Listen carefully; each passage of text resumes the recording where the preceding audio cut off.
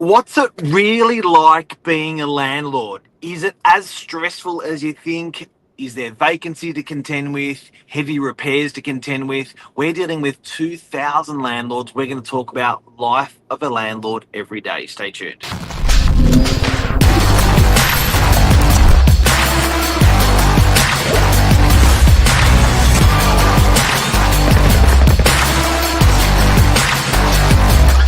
I'm the ringleader, so listen up. Hi. Good morning, Mr. Real Estate Man, Hi, how are you? passionate real estate agent, passionate, what Oh, I like to call an accommodation provider, not a landlord. well, in Melbourne, you're not allowed to call them a landlord. You're not allowed to call them a tenant. We have to call them a property provider and a property occupier. Mm. It's illegal. Property provider, that was the one I was looking for. But yeah, it's a nicer way of saying it. Like at the end of the day, you're providing accommodation for someone to live in. And I reckon this is like, there is a great divide between people that love the idea of that, and then people that just steer away going, I can earn money in the bank with no headache. Yes. And look, I think if you're not exposed to it, how would you know? I think having a bit of good old fashioned conversation today about what we encounter on a daily basis with our landlords, the highs, the lows. I often talk to people and they get surprised about the lack of the virtually or the lack of vacancy. So properties being quite easy to rent. And I'm talking over a 10 or 20-year period, 30-year period. It's never Yep. really a problem to rent properties out. So there's basic things that happen in the life of a landlord that I guess unless you are a landlord, who do you talk to about this and ask about the trials and tribulations? You don't get educated in school on it, formally educated. So yeah, how do you find out these things? Yeah, that's right. You're pretty much just talking to people and their experiences, and sometimes going into it a little bit in the dark, Yep. and learning for yourself. But look, the common pitfalls of being a landlord, I reckon this is the number one that people worry about, is the tenant management side of things, like dealing with tenant issues such as late payments, property damage. They're probably the two biggest ones in people's head. Well, it's pretty scary that one person can strangle your cash flow. And I think that's quite a daunting process. That if that tenant of your property stops paying rent, how are you going to pay the mortgage? Yeah, and it's not exactly easy either to get the tenant, moving. If there is, a legitimate reason their work's frozen up or whatever, you can't exactly just move them out straight away. There is a bit of a process to follow. So yeah, I think that's probably the landlord's biggest, concern. And I think you'd find that that reason number one is why people actually don't buy property. And today we just wanted to sort of clear up. The nice thing is because we are looking after so many landlords and so many tenants of properties, we've got a bit of a metric for you that we wanted to share of what's normal and what's not.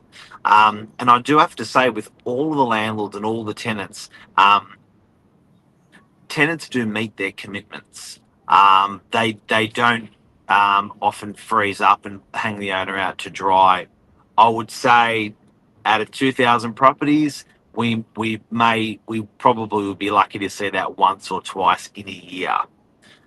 Late Yeah, payment, sure. No payment, very rare. and that's managed pretty well from the property manager's end. That's why you need a good property manager, and we'll come back to whether you should have one or not. But the property manager will monitor those rental payments, and if you set a good posture from the start of the tenancy and an expectation with someone moving in, it often carries through the whole of the lease. But rental arrears, they don't just come on from overnight either.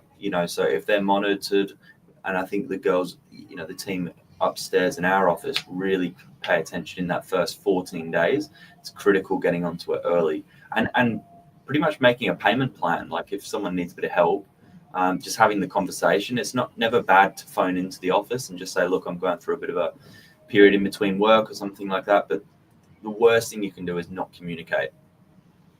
Big time. What else spooks landlords? Say again. What else spooks a landlord?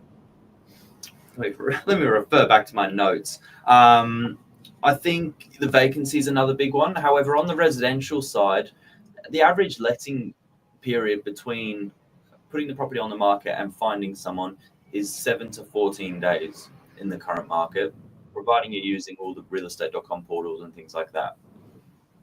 It's pretty quick. So not a thing?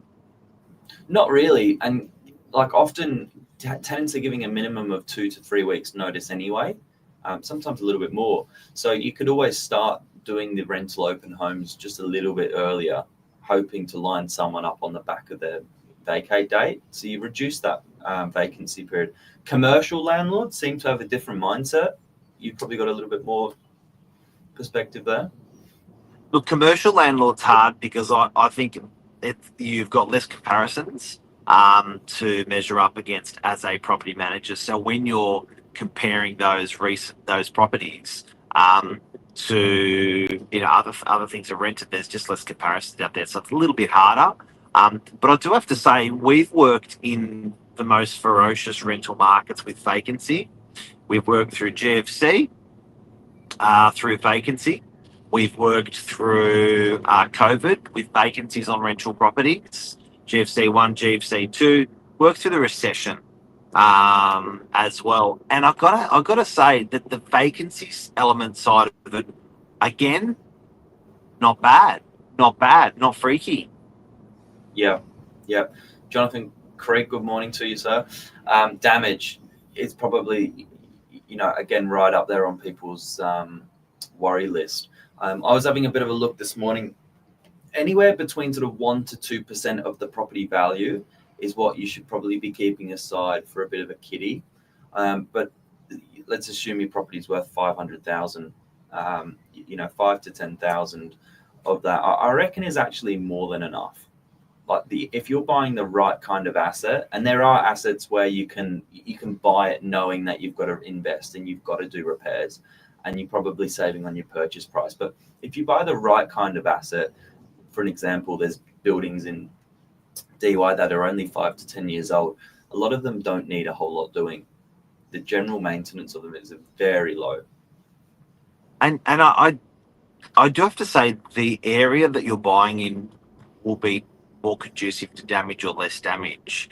So if you're buying in a transient area or a rough area and you're renting your property out, there's more chances it could be damage. But I think you'll find like eastern suburbs, North Shore, northern beaches of Sydney, the whole damage thing, like to give you an idea, again, we're managing over 2,000 properties, and again, we don't see much malicious damage, or I'd say see any. You may see an accidental damage, but malicious damage, no. Well, think about, from an entry-level landlord's perspective, if they've just bought their first apartment, they're probably being worried about, it being trashed. There's only so many people you can fit in a one-bedroom apartment, and the lease going into it is generally a single or a couple. So there's not room for big parties or things like that, what the landlords consider nightmares. And look, these guys are generally, they're not overnighters like in a hotel room. They're going to be hanging around for a while. We've ID'd them. We've reference checked them.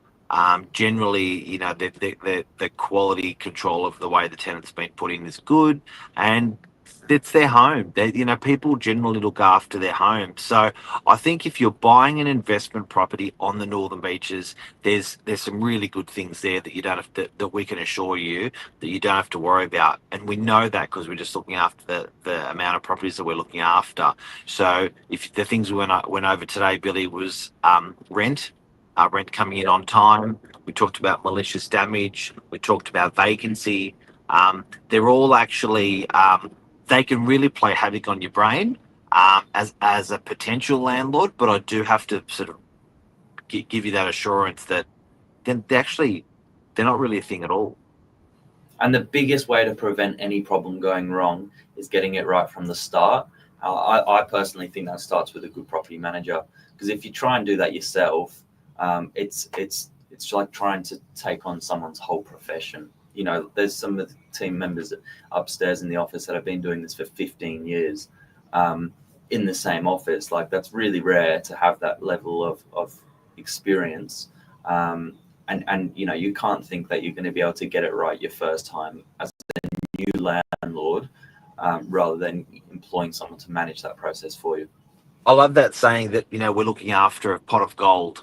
You're going to give $1 million, which is your asset, to someone, and you're going to ask them to look after it. Furthermore, you're going to ask them that when you come back for the pot of cash, there's more in there. So there's an enormous amount of trust going into your property manager. Make sure you do your research with your property manager that they're great, and 100% they're gonna look after that pot of gold so well, because they're trained. It's like military precision. Yeah. And I agree with Jonathan. I think if you buy a particular class of asset, you will attract a particular class of tenant. I'm going to sell Jonathan a property on the Northern Beaches. I will. Oh yeah, it will happen. That's it. That's the show. That's the show. Bottom line is, if you're a landlord, don't freak out. Why? Because we manage a bucket load of properties, and when you look at compared to the amount that we manage compared to the pains that landlords have, it's just minimal. And your people dealings with people at the end of the day. Don't overthink it. Thank you for the jury. Have a good day, everyone. Take care. See ya.